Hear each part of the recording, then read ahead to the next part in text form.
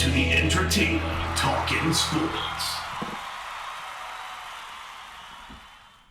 What is going on, football fans? Back at it with another New York Giants video. And in this video, I'm going to go over a couple things. But, the bulk of it is going to be about that man, Antonio Pierce, the former New York Giant linebacker. I'm also going to touch on the potential offensive coordinators that I'm hearing. There's none of this is rumors. None of this is concrete. This is just speculation that's being talked about throughout the league. But some of the names that we've heard at the offensive coordinators, we continue to wait that out, are Freddie Kitchens, Chad O'Shea.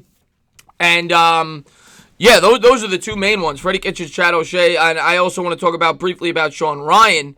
But before I get started, I'm just going to let you guys know I'll be making a few videos today. I'm going to have another video up on Luke Kuechly. That was, a lot of my subscribers asked me to do that video.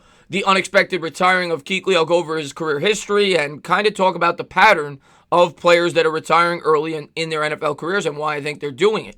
I'm also going to make a video that I've been talking about for a while that should be up today as well, comparing the New York Giants situation now to that of the San Francisco 49ers from 3 years ago. And I'm going to go over what the 49ers had to do to get to the point that they are and the patience that had to be displayed by the fan base.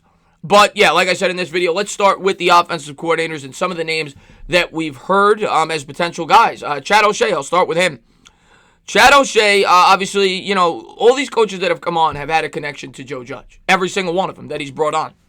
And Chad O'Shea is no different. He was the wide receiver coach for the New England Patriots for a decade before getting appointed the offensive coordinator this year with the Miami Dolphins with Brian Flores. I talked with Doug Lee-Durong yesterday, talked a bit about O'Shea, but from what I've read, I pulled up a couple of articles. What I've read about Chad O'Shea, they think he's great with wide receivers, but not necessarily the best offensive coordinator. They didn't like the way that he called the plays, but because of his familiarity with the Joe Judge, I certainly wouldn't rule him out as a potential candidate. If rumors do come out, I'll do a more in-depth video on Chad O'Shea, but I have not read anything as of late.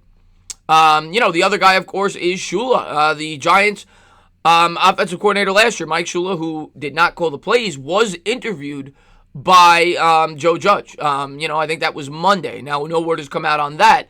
The reason that the Giants may be interested in retaining Shula, even though, they didn't have the best of offenses, Daniel Jones did do pretty well, even though Shula was not calling the plays, and maybe they don't want to change the playbook in year two. So that would, I guess, be the attraction there. I'm not a fan of keeping Shula. Another guy that, obviously a lot of people have talked about is Gruden, but I have not heard anything there. So I don't really read too much into that. He has no connection, so I don't see that being a possibility.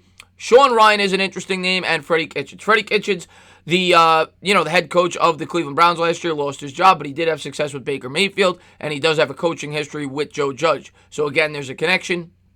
And Sean Ryan. Sean Ryan does not have a connection, but he is a former New York Giants wide receiver coach, and he was rumored to be the guy that would come on if we were to hire Matt Rule, and that did not happen. But Sean Ryan did a great job as a wide receiver coach with the New York Giants. Seems to be a hot name as a potential offensive coordinator. So we'll have to wait and see how that plays out after the Carolina Panthers chose not to go with Sean Ryan. So those are some of the candidates for the offensive coordinator position. I just wanted to go over them briefly. But the bulk of this video is going to be about Antonio Pierce, the former New York Giants great linebacker. Number 58 was a big part of those Super Bowl runs. And I always say, he was really the last great linebacker the New York Giants had. And he was the leader of that defense. Him and Michael Strahan, he was the vocal leader, was a great player. He was the Mike, the man in the middle. And I think we all love Antonio Pierce. And I think New York Giants fans would welcome him home with open arms if he was brought on to be the linebackers coach. And there's starting to be some speculation as to that being a possibility. Not just with the Giants, but with a lot of teams. I read that the Kansas City Chiefs were interested in him, I think, last year to come on and be their offensive coordinator. So there is some, interest throughout the NFL, and I'm going to get into that. Some of the quotes that came off the mouth of Mike Garofalo. I want to point out my good friend Gilberto, who pointed me to that quote on Twitter. There was also an article in the New York Post talking about Antonio Pierce potentially coming back to New York. But like I said, he's garnering interest throughout the league. Pierce retired when he was just 31 years old, started with ESPN as an NFL analyst, and I'll get into why he came back to coaching. And he did it with Herm Edwards. Herm Edwards right now is the head coach of the Arizona State Sun Devils, and Antonio Pierce is his linebackers coach. So they've been connected at the hip. Pierce is quoted as saying, they worked at ESPN, they often talked X's and O's, and they still both had a love for the sport. And Pierce has quickly ascended up through the ranks. I'll get into his resume briefly, but he started as a linebackers coach.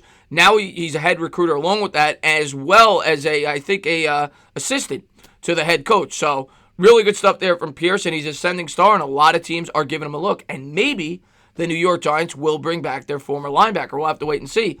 But I wanted to pull up some of the quotes about Antonio Pierce. First, I wanted to go over this. This is what I was talking about. According to Mike Garofalo of NFL Network, teams are doing their homework on former New York Giants linebacker Antonio Pierce as a potential coaching option. Ryan Dunleavy of the New York Post adds Pierce could slide into the vacant role of linebackers coach that was previously held by Bill McGovern. So, interesting stuff there. If you're a fan of Antonio Pierce, could be a great stuff. I'm also going to get into some of the accolades that some of his players have had with Arizona State. This is his resume. Obviously, it's not long. Like I said, the guy played until 2010, was up in the ESPN booth for a while, and then he went on to be a head coach for a high school football team, Long Beach Poly, for 3 years, 2014 to 2017, and then Arizona State from 2018 to present. So he's been there for 2 years as the linebacker coach at a major college program. And then this was a quote that came off the mouth of Antonio Pierce that I actually found on Giants.com back in 2014 when he decided to leave ESPN to fulfill his dream of being a coach. He said he got the itch. And this is what he said. I get to be around football again, get to talk about it, and I get to coach it. So it's the best of both worlds, Pierce said in a phone interview. I've always had a passion for football, obviously, and coaching was an option. To retire at 31, I had an opportunity to work at ESPN and talk about the game. But you always have that itch to be around it, and to be around the guys and be in the locker room again. Obviously, at the NFL level, the hours are crazy. The college level is pretty much a year-round gig. For high school, you have a chance to work with kids and mentor them. So that was talking about, him getting the job as the head coach in high school. And teams are starting, like I said, to really look at this guy, and he kind of fits the mold of this coaching staff. You have a lot of coaches on this coaching staff that are around his age. He's about 40 years old, right around there. He's relatively young, and he'd bring energy, much like a Freddie Roach would bring. He's known as a rah-rah guy. Pierce would be the same way. He was that way with the Giants, and that's why he was a fan favorite. And then this one, I'm sorry, the writing's a little small, but the font was small in the article, but I wanted to pull this up. This was talking about what he did for the defense, specifically at the linebacker position for Arizona State this year. Pierce's linebackers were the key in the Sun Devils' staunch run defense in 2019. Arizona State ranked 21st nationally in allowing just 116 rushing yards per game, the best ranking at the end of the regular season for an Arizona State University program since the 2009 Sun Devils were 19th. So you're going back a decade. Really impressive stuff. Along with that, they held opponents to 155 or fewer yards rushing in 11 of the 12 contests, which was the best regular season feat since the late 1990s. So Pierce clearly had something to do with that, and he's been credited with that, which is why NFL teams are giving him a look. Under Pierce's guidance, now they're talking about individual players, Darian Butler was named a first true sophomore team captain in program history for the 2019 campaign. Butler would go on to be the 7th highest graded linebacker in the Pac-12 run defense, according to Pro Football Focus. While his 18 quarterback pressures were tied for 8th among the league's linebackers. Butler finished with 79 tackles on the season, leading the team in the category and adding 5 tackles for loss, leading the team with 3 forced fumbles and a sack and a fumble recovery. Kurz Thomas, who was another linebacker on the program, I'll talk about it briefly, said it was said that he enjoyed a breakout senior campaign under Pierce, was named the team's most outstanding linebacker as a result. Kurz Thomas led the team in tackles for loss with 11, the most among non-edge rushing linebackers in the Pac-12, and finished with 57 total tackles.